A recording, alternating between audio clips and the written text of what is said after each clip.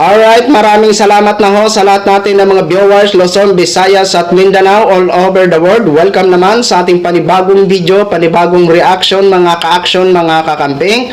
May nais lang po ako na i-share sa inyo regarding po ito sa nangyaring sunog sa Davao City na kung saan ayon sa balita ay nasa 400 na bahay ang nasunog at kasalukuyan iniimbestigahan o inaalam kung ano ang naging sanhi ng sunog.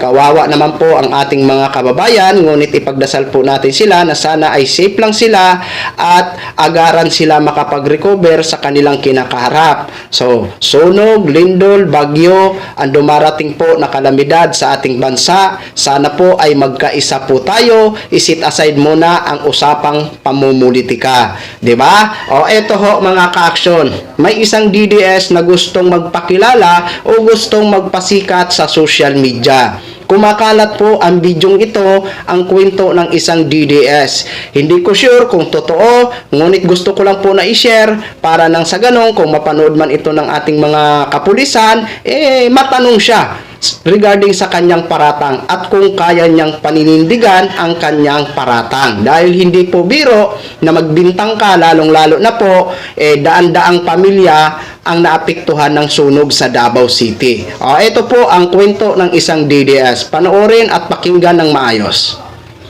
Gawang lugar po, ang kakampi po ng mga Duterte ay nasunog po. Napakatalinghaga po talaga at maraming nag-isip na bakit sa lugar kung saan kakampi ang mga mayor dito.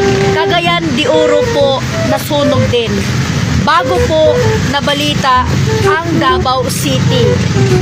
May namataan din po sa Davao City na kung saan ang ating VP Sara busy po sa pamimigay at yung mga aid po ay sumama po papuntang Cebu.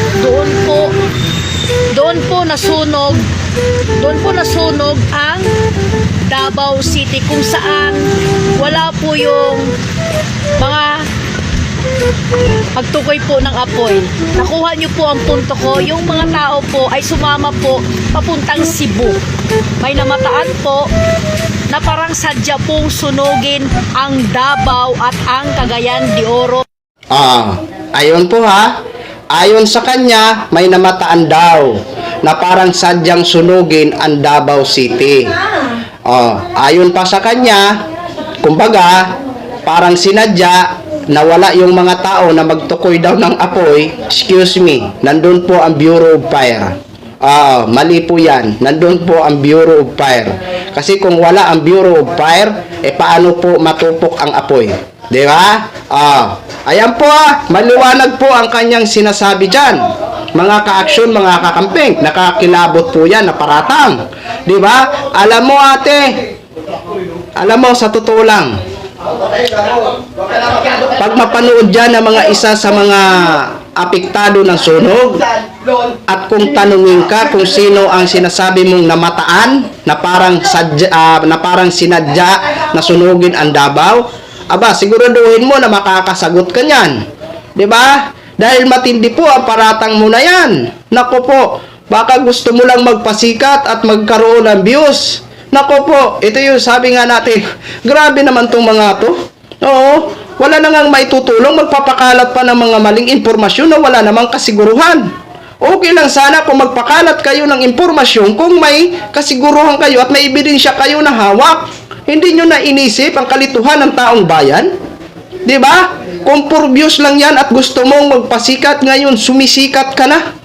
Oo, dahil hindi biro ang inyong paratang. Sino ang may gusto? Di ba? Sinong may gusto na masunog ang bahay mo? Di ba? Kahit ako halimbawa ay isa sa mga apektado doon at mapanood ko itong video, i-report kita sa PNP para ipaalam sa PNP na itong babaeng ito kung gaano katotoo ang sinasabi niya na sinadya daw. Nasunugin ang Davao. Di ba? Para na sa ganon, maimbitahan po siya ng PNP at doon siya magpaliwanag kung sino. Di ba? Hindi po biro dahil daan-daang pamilya po ang naapektuhan ng sunog. Di ba? Huwag naman po kayong ganyan. Pakalat kayo ng pakalat ng mga maling informasyon na wala kayong kasiguruhan.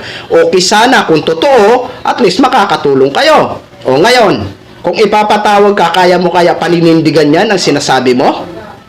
Di ba? Alam mo ate, naghanap ka lang ng problema o malaking sakit sa ulo mo. Sa totoo lang. Hindi biro yung pagbibintang na yan, ha? Oo. Kung wala kang kasiguruhan, huwag ka na magdaldal. Tumulong ka na lang sa kapwa mo Dabawinyo kung taga Davao ka. Di ba? Kung wala ka man maitutulong, ipagdasal mo na lang. Malaking tulong na yan. Hindi yung maggagawa-gawa ka ng kwento, di ba? Na wala kang kasiguruhan. Kung mapanood talaga yan ng PNP, maaring maimbitahan ka at matanong ka dyan. Baka mamaya mangangatog ang tuhod mo. Di ba? Yan lang po mga ka-action, mga kakamping Knogin. Share ko lang ho sa inyo. Maraming salamat po sa lahat natin ng mga viewers Luzon, Visayas at Mindanao all over the world. Ako po ang inyong lingkod, si The Action Man. Have a good day, everyone.